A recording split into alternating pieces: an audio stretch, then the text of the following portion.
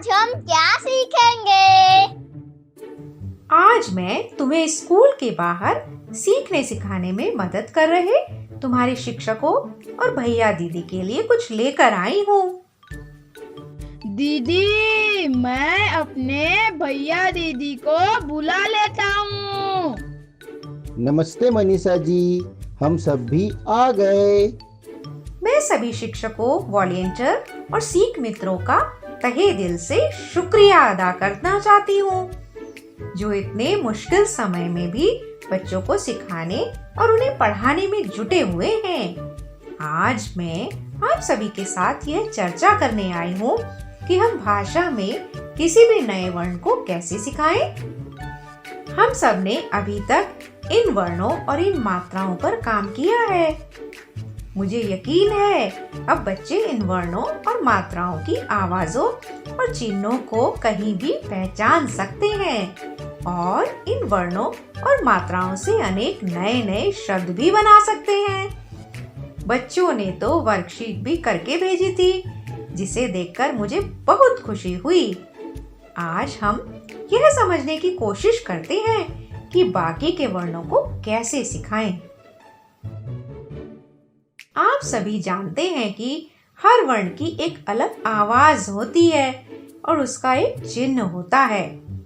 हमें किसी भी नए वर्ण को उसकी आवाज से सिखाना शुरू करना चाहिए, जैसे कि हमने अभी तक सिखाए गए वर्णों और मात्राओं के साथ किया है।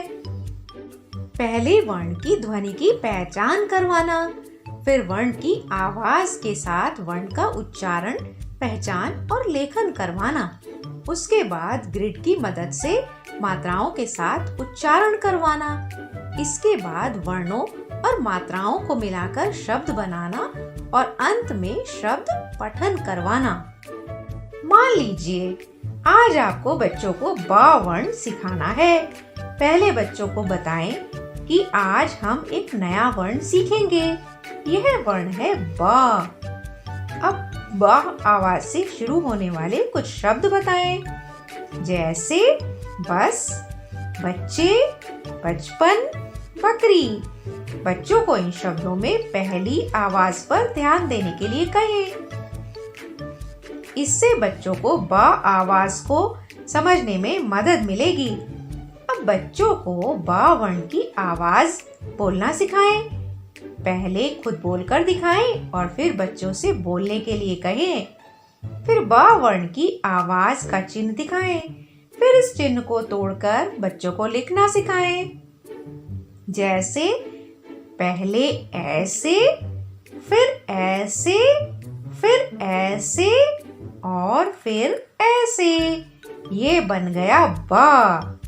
शुरुआत में आप बच्चों को ऐसे बिंदुओं से ब वर्ण बनाकर भी दे सकते हैं। इससे छोटे बच्चों को वर्ण लिखने में मदद मिलेगी।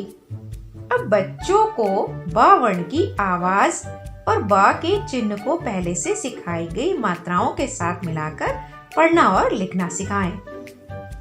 बच्चों को बताएं कि वर्ण में मात्रा लगाने से वर्ण की आवाज बदल जाती है। ऐसे ब, आ की मात्रा बा, ब, ई की मात्रा बी, ब, ए की मात्रा बे, ब, ओ की मात्रा बो, ब, ऊ की मात्रा बू। आप ऐसे ग्रिड के माध्यम से अभ्यास भी करवा सकते हैं। अब बच्चों को नए वर्ण और पहले से सिखाए गए वर्णों और मात्राओं से शब्द बनाना सिखाएं, जैसे ब, ल, बल, ब, न, बन, बा, ग, बाग, बे, ल, बेल, बी, मा, बीमा, बू, न, ना, बुनना। इसी तरह बच्चों को और भी शब्द बनाने के लिए प्रोत्साहित करें। बच्चे इन शब्दों के माध्यम से छोटे छोटे वाक्य भी बना सकते हैं, जैसे रीना गोलू भाग गए। आप इसी तरह से बाकी के वर्णों को बच्चों को सिखाएं। बच्चों को वर्णों की आवाजों और चिन्हों के बीच में संबंध समझ में आएगा, तो इससे बच्चों को पढ़ना सीखने में मदद मिलेगी। दो वर्णों को रटे ही नहीं, बल्कि आसानी से उनकी आवाज और उनके चिन्ह को कहीं भी पहचान सकेंगे। मैं आशा करती हूँ आप बाकी के वर्णों को सिखाने के लिए इस पद्धति का अवश्य इस्तेमाल करेंगे।